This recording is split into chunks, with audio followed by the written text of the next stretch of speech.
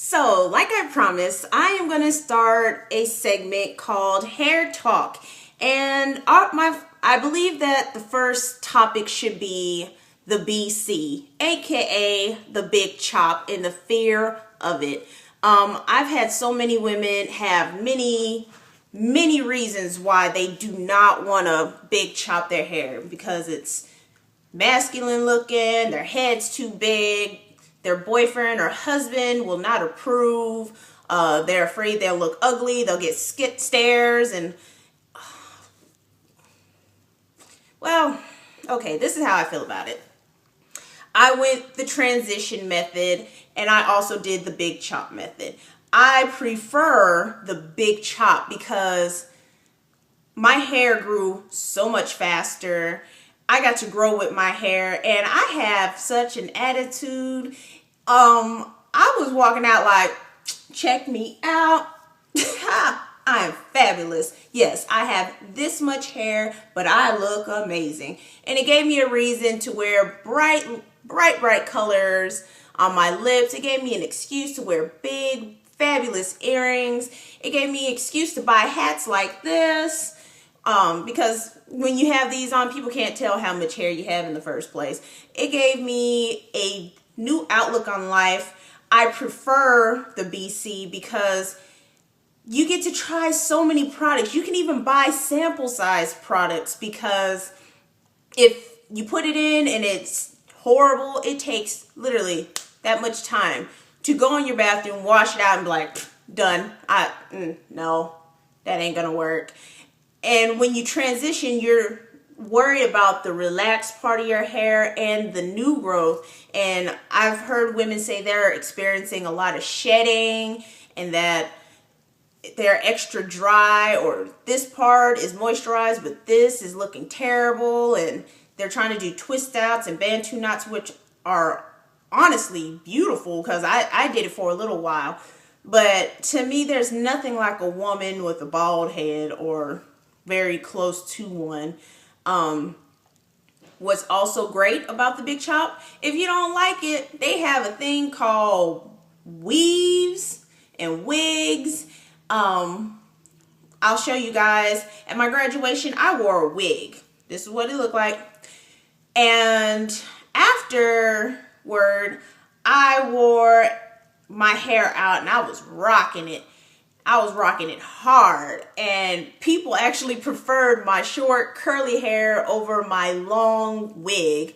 And I don't know. I think the biggest thing is the fear of how people are going to react. It's not even us necessarily. Our fear is, oh my gosh, people are not going to like the way I look, or that you're not going to like the way you look. I think what happens is we identify ourselves by our hair.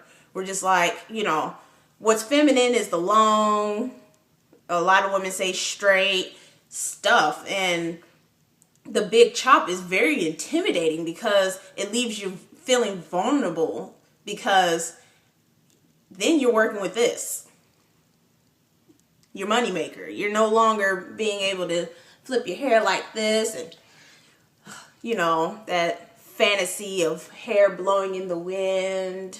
You don't get that no more. You're just kind of, it's your face.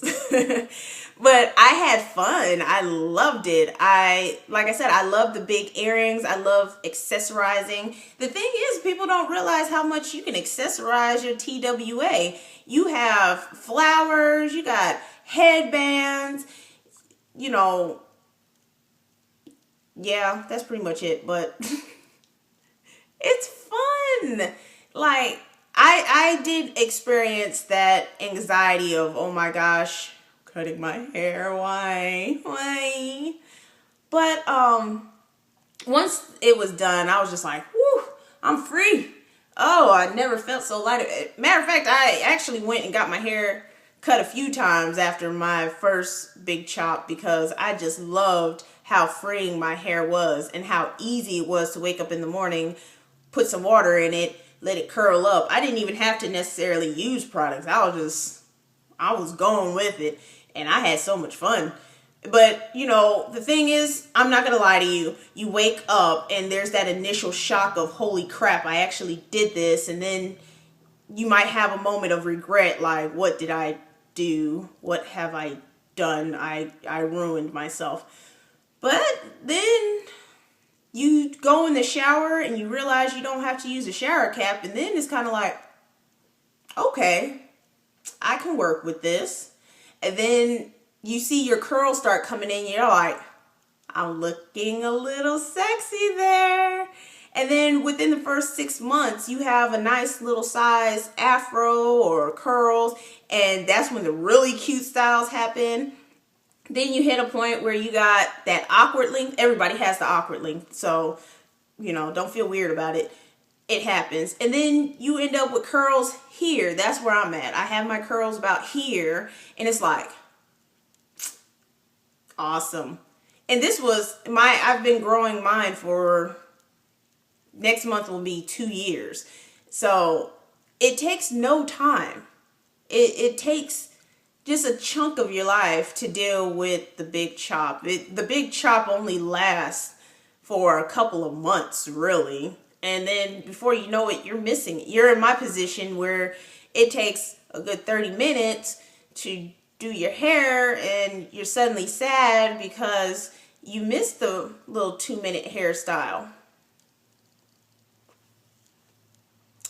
But now I'm stuck with having to wash, condition, lock, detangle, style. Right now my hair is banded and it's going to stay banded because I'm too lazy. With the big chop, you get to be lazy. You're allowed to be lazy. So enjoy it. I don't tell too many people to, some people, you can't tell them not to transition. They don't believe in that crap. They're just like, no, I'm going to transition for however long I feel like. It is none of your business.